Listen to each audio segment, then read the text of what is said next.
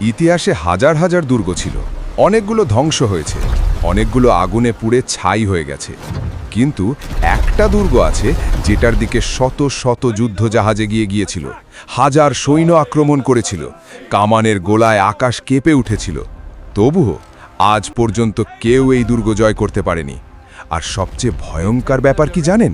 এই দুর্গের ভেতরে এমন একটা রহস্য আছে যেটা শুনলে আপনি বিশ্বাসই করতে পারবেন না।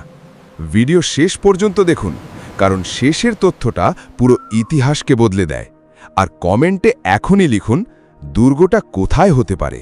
আরব সাগরের মাঝখানে দূর থেকে প্রথম দেখলে মনে হবে পানির ওপর ভাসছে কোনো কালো দানব।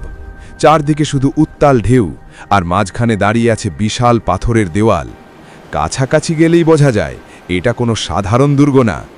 এমনভাবে তৈরি করা হয়েছিল যেন শত্রু কাছে আসার আগেই মৃত্যুর ফাঁদে পড়ে যায়। কিন্তু সবচেয়ে অদ্ভুত ব্যাপার ছিল অন্য জায়গায়। এই দুর্গে ঢোকার আসল গেট দূর থেকে দেখা যেত না।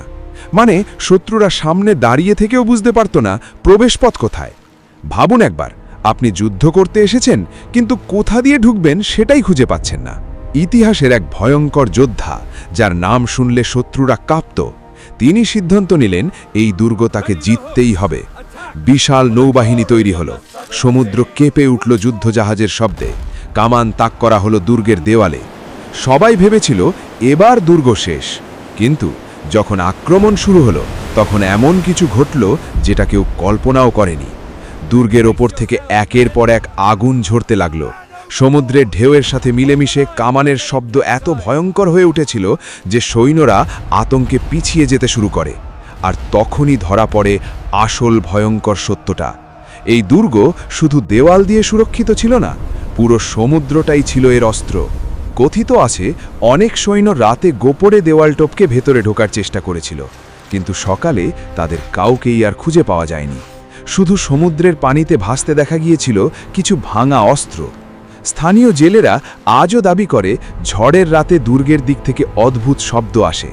মনে হয় যেন এখনও কেউ পাহারা দিচ্ছে সেখানে। কেউ বলে ওগুলো বাতাসের শব্দ, আবার কেউ বলে সেই হারিয়ে যাওয়া সৈন্যদের আর্তনাদ।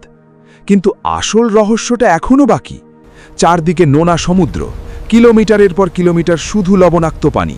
তবুও এই দুর্গের ভেতরে আছে মিঠা পানির কূপ। হ্যাঁ, আজও সেখানে মিঠা পানি পাওয়া যায়। কিন্তু কিভাবে? শত শত বছর আগে কি প্রযুক্তিতে এটা সম্ভব হয়েছিল? এমনকি আধুনিক বিজ্ঞানীরাও এই প্রশ্নের পুরো উত্তর দিতে পারেননি। আর তখন থেকেই মানুষ বলতে শুরু করে, এই দুর্গ শুধু মানুষের তৈরি না, এর পেছনে ছিল অন্য কোনো রহস্য। এরপর আরও একবার বিশাল আক্রমণ চালানো হয়। চারদিক থেকে যুদ্ধজাহাজ ঘিরে ফেলে দুর্গটাকে। দিন রাত কামান দাগ হতে থাকে। ধোঁয়ায় আকাশ কালো হয়ে যায়। কিন্তু যখন ধোঁয়া সরে যায়, তখন দেখা যায় দুর্গ এখনও দাঁড়িয়ে আছে, অটল, অপরাজিত। আর সেই দিন থেকেই ইতিহাস তাকে নাম দেয় দ্য ইনভিনসিবল ফোর্ট, অজেয় দুর্গ।